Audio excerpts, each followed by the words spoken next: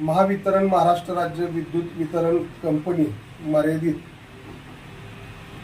कराड शाखेचे मी पहिल्यांदा निषेध व्यक्त करतो की भीमशक्ती सामाजिक संघटनेच्या माध्यमातून त्यांना वारंवार पत्रव्यवहार करून की सदरची ज्या कराड शहरामध्ये स्मार्ट मीटर चालू आहेत ते बसवण्याचे चालू आहेत ते बंद करावेत। त्या अनुषंगाने काही ठिकाणी त्यांनी लोक घरात नसताना सुद्धा त्या ठिकाणी मीटर बसवलेले आहेत।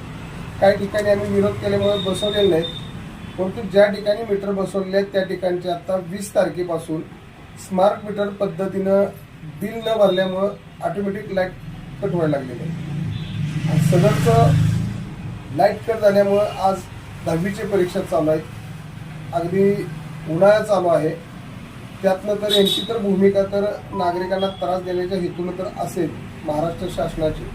आणि एकीकडं माननीय मुख्यमंत्री देवेंद्र फडणवीस साहेब म्हणतात की सदर स्मार्ट मीटर आम्ही कुठेही बसवणार नाही म्हणून, आणि खरोखर कराड शहरामध्ये 40% मीटर बसवले गेलेले आहेत। काही ठिकाणी विरोध केल्यामुळे बसवले नाहीत, पण पूर्णपणे मला कराड शहराच्या सर्व नागरिकांना विनंती करायची आहे की आपण जागृत होऊन आपण ते मीटर बसवून देऊ नका, कारण रात इंधारची कधीही ती लाईट जाऊ शकते। आणि जसं मोबाईलचा रिचार्ज संपल्यानंतर आपण पैसे भरल्याशिवाय ती लाईट चालू होत नाही, मोबाईल चालू होत नाही, त्या पद्धतीनं ती लाईटसुद्धा आता मोबाईलसारखीच होणार आहे।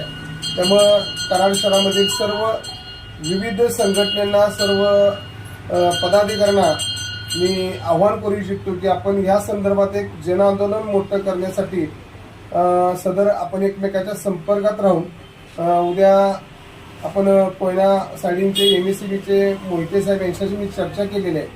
आपण त्या ठिकाणी जाऊन आपण सर्व मिळून आपण त्या ठिकाणी निवेदन देऊया आणि एक ह्या वितरण कंपनीच्या विरोधात आपल्याला कराड शहरामध्ये एक आंदोलन उभा करूया।